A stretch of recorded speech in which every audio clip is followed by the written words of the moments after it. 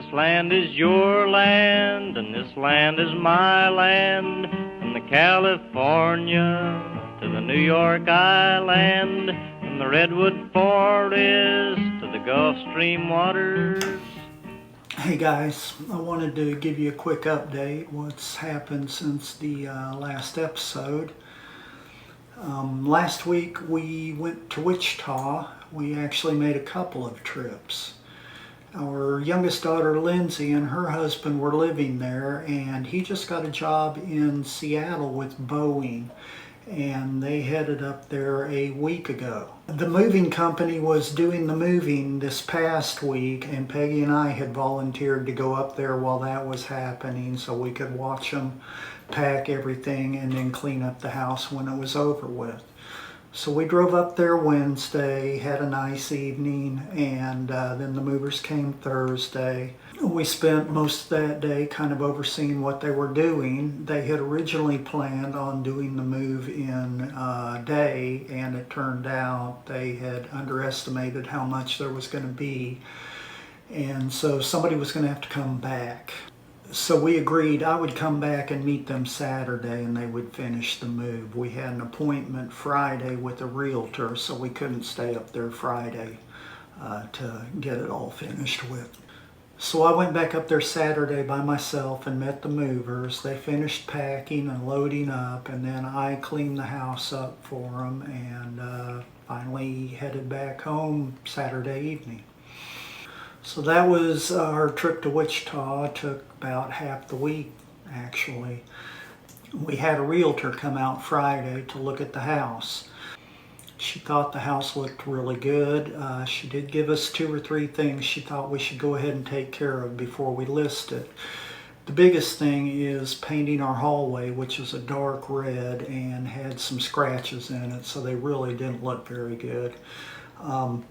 Biggest drawback there is with that dark red color, we're wanting to paint it a kind of off-white. We're having to put a primer coat down first.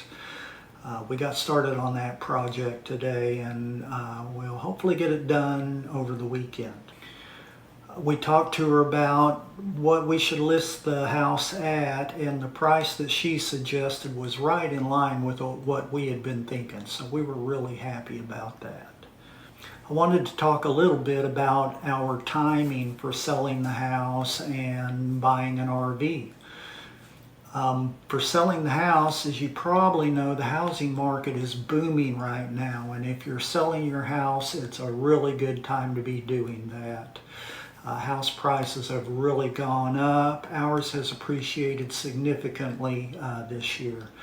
So we're feeling like we should make a pretty good profit on top of the equity that we already had in the house. On the flip side, it's a bad time to be buying a vehicle or an RV. Both are in very high demand right now. Manufacturing's having a really difficult time keeping up with the demand, and because of that, the used market is also really going up price-wise. We aren't so worried about the price we're going to have to pay as just finding what we want. A lot of things are in high demand and hard to find, and we're afraid we will have to go out of state to get what we want. We've been very focused on a particular brand of trailer. After we did our initial research, the brand we really settled on was Lance. They make a good quality product. If you compare them to a lot of the other RVs out there, you can tell they're a lot more solidly made out of good materials. I'm not a great handyman, so I really want to get something that hopefully isn't going to take too much upkeep.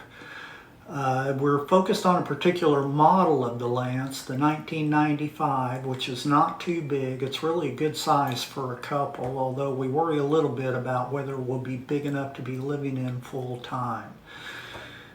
They also have another model, a newer model, the 2075, which is slightly larger, although it doesn't have a slide out. I take that as a plus though, because slide out is a potential point of failure. The problem with the 2075 is they just started making those in 2020, and it's probably going to be difficult to find a used one with a good price on it. As for tow vehicle, people generally use trucks to tow travel trailers with, and that's what people tell you should get. However, Peggy and I are not big truck fans, and whatever our tow vehicle is going to be our primary vehicle, period. When we want to go somewhere, whether we're towing the trailer or not, that's what we're going to be driving. And as I mentioned, we're not big truck fans, so we really don't want to do that. What we are focused on is a large SUV. And by large, I mean a large SUV. You have to have a big one to pull any size of a trailer. Think like GMC Yukon Denali, that class of SUV. We're not finalized on a vehicle. We've been kind of enamored with the Infiniti QX80. They're really nice, really comfortable, and I see a fair number of them used with reasonable pricing. So we'll see. The other thing is I've been kind of waffling on the travel trailer plan and wondering if our original plan of getting a Class A or Class C motorhome might be the way to go instead. So things are fluid, nothing's set in stone until we actually buy something.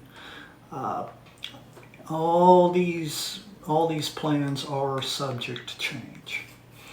That's all I've got right now. Stay tuned, and we should have another episode for you in a week or two. Stream waters, this land was made for you and me. As I went a walking that ribbon of highway, I saw above me that endless skyway, saw below me that golden valley.